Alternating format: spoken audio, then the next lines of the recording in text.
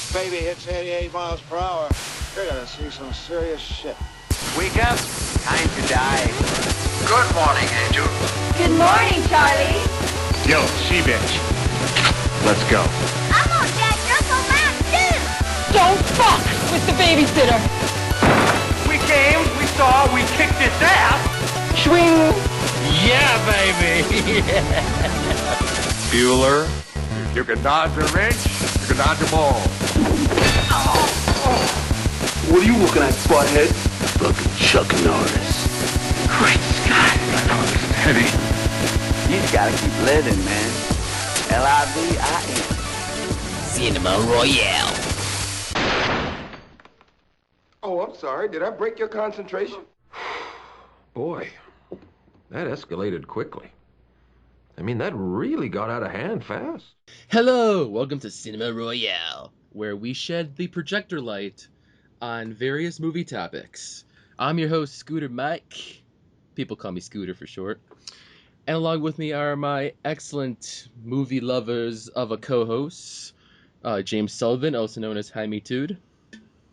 Tonight's broadcast is brought to you by Jackie Chan's obvious stunt double played by Sammo Hung. Nice. And the letter B. And Matt Brunet, also known as Animate. Yep. Hey, people. Hey, this is we got a show for you tonight. It's also related to one of my recent videos, actually. Yes, indeed. He is the leading expert in the topic of tonight. The topic tonight... Why am I saying tonight? It's the afternoon. This afternoon is... The sun's still shining. What are you talking about, night?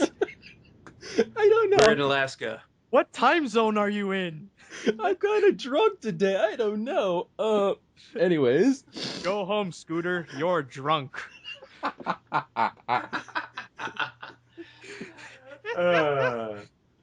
Today's topic is Pixar films. Okay. Yeah, Pixar. Yeah, pretty much like Pixar films. Like, it's mostly from what I've known. Like, the topic is pretty much Pixar. It's how is it standing today? Like, is Pixar pretty much losing its touch? Yeah. Pretty much. Well, let's see. They had a when they first started off as a company making movies. Well, even before that, well, I know for a fact that they did not start off making movies, but shorts, of course, because I used to watch those all the time on videotape. Remember those days? Oh, yeah. And I remember those things. There's no bonus features. You can't access to them. Yeah, and it looks so grainy now, but it ages so well over time.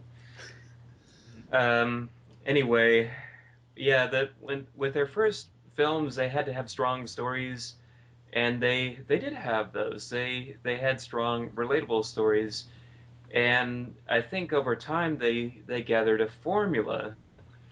But over time, the formula started to become noticeable. If you guys know what I mean. Yeah. Yeah, pretty much like there was people know how a Pixar film pretty much works. Like people start to notice at Pixar what they focus more importantly is the story. Like they know they can make great animation, but their most important feature is pretty much the story. That's pretty much the skeleton of not only an animated film but just a movie in general. So with that, at least like pretty much people just go watch a Pixar film just because of the Pixar name. Like, people know that if it's a Pixar film, they know that they're going to be into something amazing. Yeah, totally. Yeah, there's a signature of quality there. Mm-hmm. But as for whether or not they're losing their touch in recent years, I believe was part of the question. Yeah. Of today. Yeah, there are the two recent films. One being last year in 2011 was Cars 2 and Brave. Mm-hmm. So obviously we got to talk about Cars 2 first, since it was a couple of years ago, and that's the lowest percentage on Rotten Tomatoes, which is 38%. It's the first ever rotten film that Pixar has actually made. Yes, so indeed. I actually I find. Okay. Oh, sorry. Go on. I've actually Go on, Matt. Go on. You know, personally, I think like the reason this is like they made it a little bit different when they were making Cars 2. Like, if you think about it, like what, like in the behind the scenes and the people working on it, you think it would be a big success, considering that the director is John Lasseter. Like he's pretty much the reason why Pixar is made. Mhm. But the thing is that I find that I think they were making it more for themselves and probably for the money more than actually making a movie. Because considering like if you know John Lasseter, like with all the research I've done with animation look back and stuff, John Lasseter, he's a nutcase when it comes to like cars. And when he made the first one, it's as if he wants to it's like he made it more for himself more than for the audience, which it kind of shows. Like he's not really doing it like he's not doing it like in Finding Nemo or The Incredibles or stuff like that, where it's focused what people want to watch. It's a little bit something that he would want to watch. So, and that's one of the biggest issues that I would probably have with Cars. I'm not saying that it's the reason, but like it could explain. Like, and it goes with Cars too, you know? Like for some reason, the story just doesn't feel as original as all the other Pixar films. Hmm. Yeah. Yeah, to help build on that a little bit, I actually have my own take on that. With Cars, let me get this out of the way. I enjoyed the first Cars. I know it may not have been uh, of its time the most popular Pixar film, but and the only reason it got a sequel was partially because John Lasseter loves cars and whatnot, or whatever your reason is. But it had a charm to it, and Matt, you had mentioned that it felt like a movie that was being made for John Lasseter. Um, One of the things I believe that Spielberg or Lucas or one of those guys were famously quoted on early back in the days of their career, early days of their career, was that part of their success was they banked on making movies that they thought they would enjoy. And hello, cell phone interference. Shut up. Keep going. Yeah. So that was what worked for them. Um, and I also liked sitting through Cars and wondering if I could spot uh, the little modes of perfection that I had picked up with some previous films. With Finding Nemo, for example, they had really wanted to bring the underwater world to life, so they had to make their water effects perfect, and that's what they did. Um, with Cars, it was more like, okay, they're making a movie about cars. Well, they have to perfect the racing physics, and it looks like when you look at some of the shots, it's something out of a NASCAR convention. I Heat think it's rising up the also track and everything. But I think it's also to perfect the metal effects as well, like just to see like the shine and the reflection on the cars themselves. So that could be another reason. And I totally agree with you on Cars as like the first Cars as a film. I do agree that it's an okay film, but it really does have it really does have heart. There are some moments where I find that it's personally it's touching. I do find like say all you want about the first Cars. Is it the best one? Not really, but it really has its charm. Like I can't really hate on the first Cars. No, you can't. No, I totally agree. Kapow, kapow. Yeah, his first movie does have its There's your charm. metal reflections there. Yeah, so But as I was gonna say, moving on to Cars 2, that's a different case because I don't know if I've mentioned this on this show before, but I actually have a source on this. I won't say who working in Pixar, and you guys probably know. You guys probably think you know who I'm talking about, but you don't. Trust me. I just don't in general, so go on. Okay. Um, I have it on good record that from a voice inside of Pixar that everybody at Pixar, all the way up to John Lasseter, has agreed that Cars 2 was a big mistake. Really? Everybody at Pixar.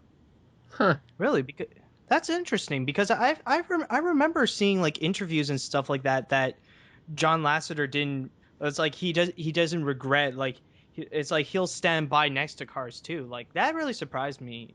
That later on afterwards he's like, yeah, I shouldn't have done that. It's a big boo boo. You made a boo boo. Well, it's nice to know that everyone agrees that it sucks. Yeah.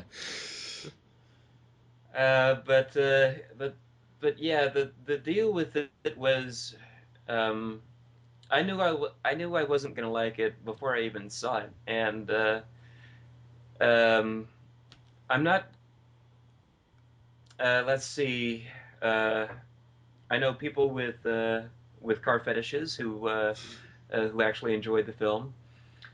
No joke there. Again, won't say who. But with all due respect, it loses the charm that the first film had. I didn't mind the action and the spy angle. They could have done something good with that, but they didn't.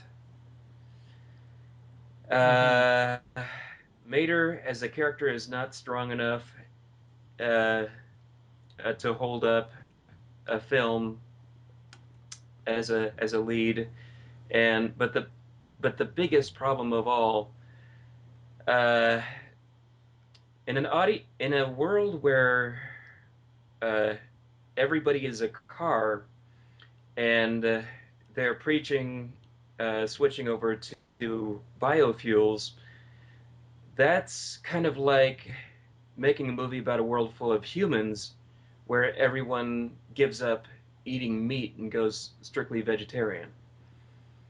It's not going to happen.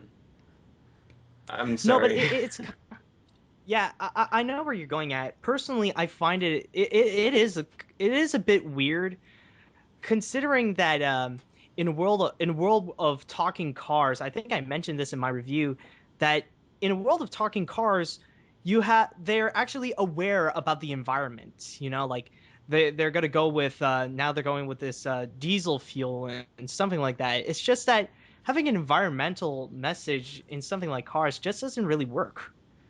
Like it's like pretty much they're the cause of the problem. And speaking of problems, I think that's one of the big things that failed about Cars 2 is mostly it's the story. It's definitely not as fresh as any of the other films because this is the exact same spy movie that we've heard before. Like they've done like this is pretty much if you take the story of something like Austin Powers or Johnny English or Spy Kids or any other spy movie and you just make it into that. And also and the thing is that The Man Who Knew Too Little. Yeah. Often And overlooked also Bill Murray film. yeah, and also like you said about Mater, it's true that he doesn't. The thing is, I think one of the biggest problems is that it feels more like a spin-off film than an actual sequel to Cars 2, because in the first Cars, the main character is Lightning McQueen, and Mater is just one of the side characters. And I will admit, I actually really do like Mater in the first Cars. Like, I remember one of my favorite lines is like, "I knew I made the right choice on what, my best friend."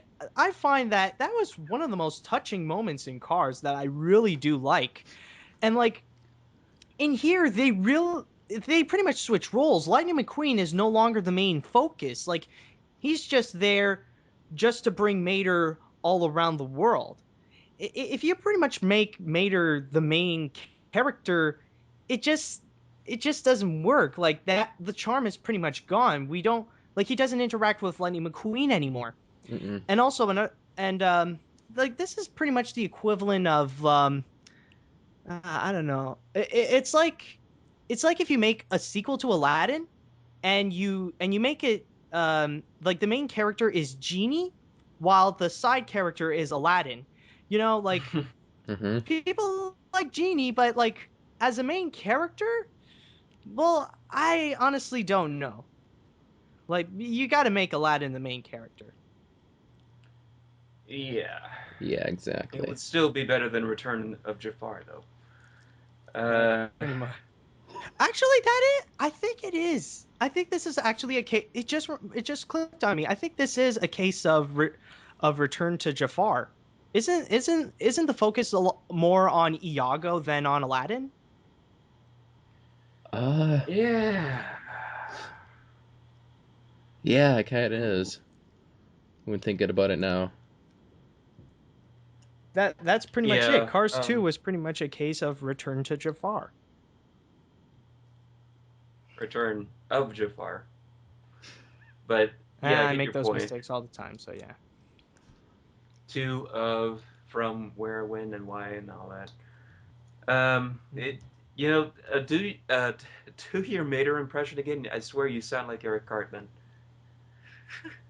Oh. Dang gum! I knew I made a good decision. On what? My best friend. You sound like a redneck Eric Cartman. Yeah, he does. Because he doesn't sound like Larry the Cable Guy at all. I don't often I gotta get home and get in shit. I don't often listen to Larry the Cable Guy, so Get her I don't know. done. Ooh. This is the closest I'll do to make a Mater impersonation. Anyways, so moving on. From Cars 2, which being a very bad film. I mean, they wasted a Bruce Campbell cameo. They wasted it. Mm-hmm. So. Whatever happened to his character? You don't quite know. No, he's dead. Yeah, they killed him off. They killed him off. They blew. Yeah. Yeah, but they don't show it. I guess there was something on the cutting room floor. Probably. I think they spent on like one scene, like it's like the bad, like Professor Zimmerman or something like that. Like, they caught him and like they want to show like how powerful the machine is, so they blew him up. Yep. How could you confuse Bruce Campbell for Larry the Cable Guy as a spy? So it's just, it blows my mind. How stupid! It's how the British. I think it's mainly because how the British sees the Americans. I think it's just that. They should have given you know what? They should have given Bruce Campbell a metal front tire, or something like that. Oh yeah. Like, I lost. Oh yeah. Just something. Or a chainsaw or something. One of his wheels is like a chainsaw. Come at me. Groovy. So from Cars 2, the recent one that came out was Brave. And I personally have not seen Brave, so you guys gotta have to clarify anything about Brave to me. Yeah. All right. The thing about Mother Bear, let's go. Yeah, James, do you want to start, or do you want me to start on this? You can start. All right. The thing with Brave is that, yeah, like Personally, I find Brave to be a good film, but it's not really the best. Um, yeah, yeah, the story is not that. It's not as fantastic. Like a lot of people say, it's pretty much, if you take like Brother Bear and you make it into a Disney princess movie. But the thing is, it's still a good movie. I find it's still pretty decent. Like one of the things that didn't really work was mostly because what happened behind the scenes, it wasn't really pretty. Originally, it was a lady called Brenda Chapman. She was the one who pretty much had the whole idea of how the story would work, how the characters would work, who the characters are, and all that stuff. But then afterwards, like later on in the production, Pick Crew didn't find the uh, capable to be a director. So I think it was Mark Andrews. I think I'm not sure, but yeah. So I can understand how he has his flaws because what happened behind the scenes, it was a bit of a mess. But overall, it's still a great movie. We still have there's still great visuals. There's still some there's still with relationship between the mother and Merida. Alright, so anyways, about your thoughts, Jenny? That out. Oh, yeah. Well, let's see. I went to go see the movie Brave with one of my roommates and three of the girls of my neighborhood, because you have to go see it with kids. It's all the more fun. And I did find it to be an enjoyable film. What it reminded me of, and this is something else because it did not feel like a Pixar film. It did not. That's the first time I can say that going into a Pixar movie. It was kind of like I'm a big buff on video games, and recently I've been on an MMORPG cringe, or binge, actually, is a more proper term. That seemed to be what the movie felt like, was a big swords and sorcery MMORPG. You've got the character being led around in one scene from one point or another by a pixie fairy or whatever that was, and it's kind of like they played one of the Zelda games and they were kind of like Link, Link, Link.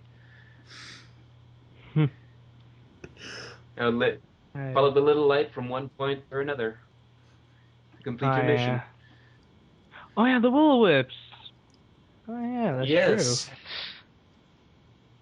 The Will-O-Wisps. It was a step up, and you're right, it wasn't the most enjoyable. But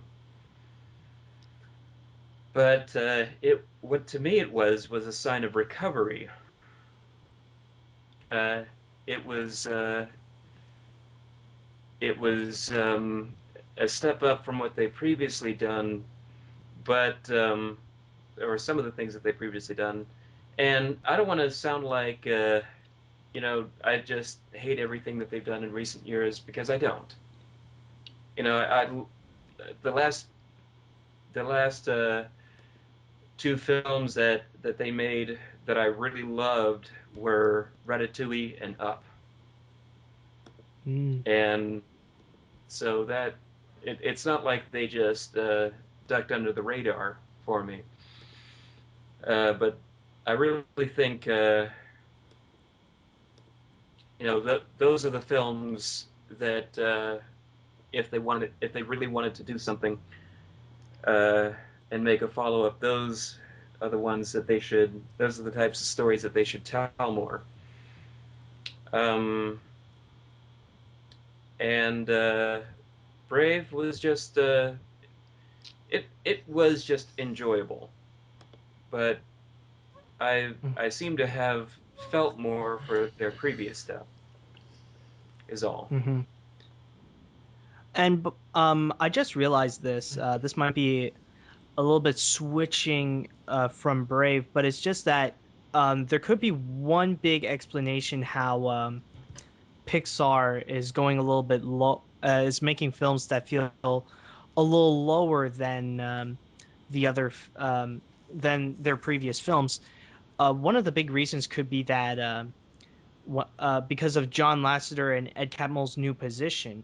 You know, when in I think 2006, when Bob Iger became the new president, he decided to buy Disney decided to buy Pixar and promoted John Lasseter and Ed Catmull as as the big heads of both not only Pixar but also Walt Disney Animation Studios. So pretty much their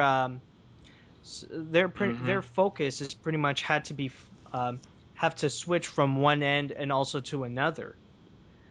So pretty much so that could explain how Pixar is going a little under the radar, and it also makes sense because since Pixar films are going a little inferior, the ones made by Walt Disney Animation Studios, they seem to be making a big comeback.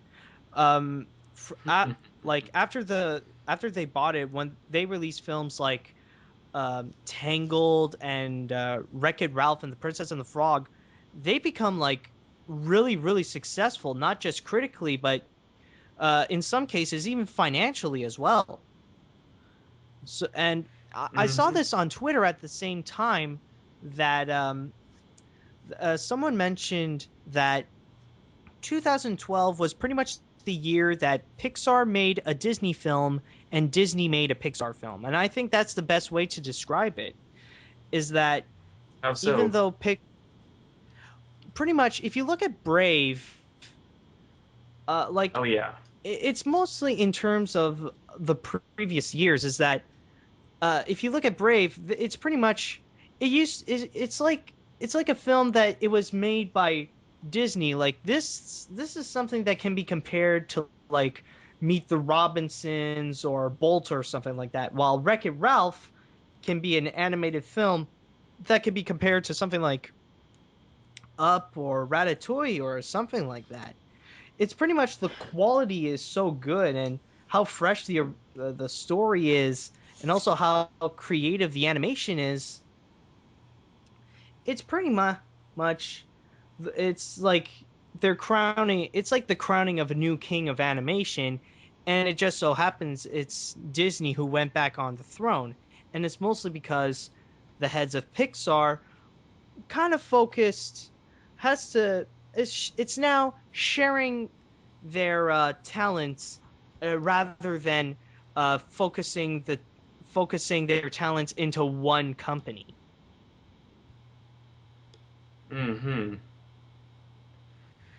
Yeah, I wanted to so badly to go see Wreck-It Ralph in the theaters, but it just wasn't in the cards. I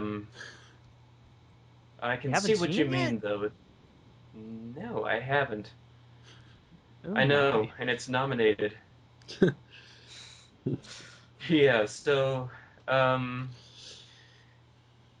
but, yeah, while Princess and the Frog wasn't the big hit that they wanted, you guys know I love the hell out of that movie. So, yeah, I can see your point there. Where are we going with this conversation? I have no idea where you guys are going with this. I was just going to redirect it to asking, is Pixar losing its touch right now? That's pretty much what I was talking about. That was pretty much what I was saying. Okay, It's pretty much why are they losing their touch? It's mostly because the heads like John Lasseter and Ed Catmull are pretty much putting their focus on two companies instead of one. Okay. All right. So don't worry. All right. I'm not going off subject. All right. This is I'm still just the double secret. checking. All right. Hey there, Scooter here. This is the end of part 1 of the Pixar discussion here on Cinema Royale. Click here for part 2, where you get to hear some great stuff like the Cancel Project by Pixar, as well as the upcoming movies from Pixar. And hilarity ensues in part 2, that's for sure. You're going to get a kick out of it. Just click the button on the screen, and it'll take you right to it. I promise you. You're going to love part 2 more than part 1. I guarantee it. So thanks for listening to part 1, and I'll see you in part 2.